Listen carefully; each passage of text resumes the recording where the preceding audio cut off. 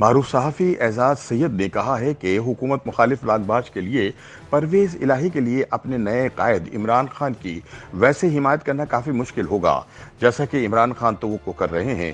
ان کا کہنا ہے کہ پرویز الہی سابق وزیر اعظم کی کسی ایسی کارروائی کی حمایت نہیں کریں گے جس میں وہ ٹکراؤ کی طرف جاتے ہوئے نظر آئیں، کیونکہ عمران کا لانگ مارچ صرف حکومت کے خلاف نہیں ہے بلکہ انہوں نے پاکستان کی طاقتور فوجی اسٹیبلشمنٹ کے خلاف بھی اعلان جنگ کر رکھا ہے۔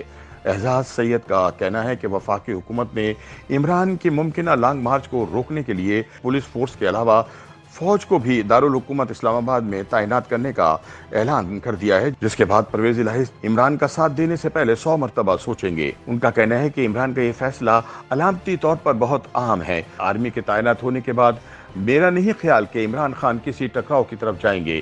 یاد رہے کہ اس سے پہلے 25 مئی کو بھی عمران کا لانگ مارچ اسی لیے ناکام ہو گیا تھا کہ پولیس کے پیچھے ہٹنے کے بعد رینجرز کے دستوں نے مظاہرین پر شدید آنسو گیس پھینکنی شروع کر دی تھی، جس کے بعد مظاہرین کو منتشر ہونا پڑا اور عمران کو راہ فرار اختیار کرنا پڑی۔ نیا دور ٹی وی کے ٹاک شو خبر سے آگے میں گفتگو کرتے ہوئے اعزاز سید کا کہنا تھا کہ یہ 2014 نہیں ہے کہ D G I S I Zaheer ul Islam Khan صاحب کے ساتھ کھڑے ہیں اور army chief general Raheel Sharif نے بھی آنکھ ماری ہوئی ہے۔ انہوں نے کہا کہ یہ وہ صورتحال تھی جس میں عمران نے فوجی اسٹیبلشمنٹ کے بھرپور مدد سے اسلام آباد پر قبضہ کرنے کی کوشش کی اور تمام رکاوٹیں توڑتے ہوئے پارلیمنٹ کی بلڈنگ اور پی ٹی وی کی عمارت میں داخل ہو گئے، لیکن تب بھی وہ حکومت گرانے میں ناکام رہے تھے اور انہیں 124 روز تک دھرنا دینے کے بعد خالی ہاتھ واپس جانا پڑا تھا۔ اعزاز سید نے کہا کہ یہ 2022 ہے اور فوج حکومت کے ساتھ کھڑی ہے۔ Army chief general Qamar Bajwa بھی ریٹائرمنٹ کا اعلان کر چکے ہیں اور اسٹیبلشمنٹ یہ سمجھتی ہے کہ اس وقت ملک کی معیشت کو سنبھالنے کے لیے سیاسی استحکام ضروری ہے۔ دوسری طرف جناب عمران دو معاملات کے بارے میں سرگرم ہیں۔ پہلا ایشو آرمی چیف کی تعیناتی اور دوسرا الیکشن کمیشن سے اپنی ممکنہ نااہلی رکوانا۔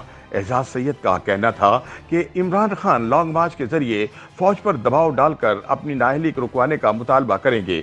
اس سے پہلے انہوں نے آرمی چیف کے ساتھ ایوان صدر میں خفیہ ملاقات کر کے جو مطالبات کیے تھے وہ رد کر دیے گئے۔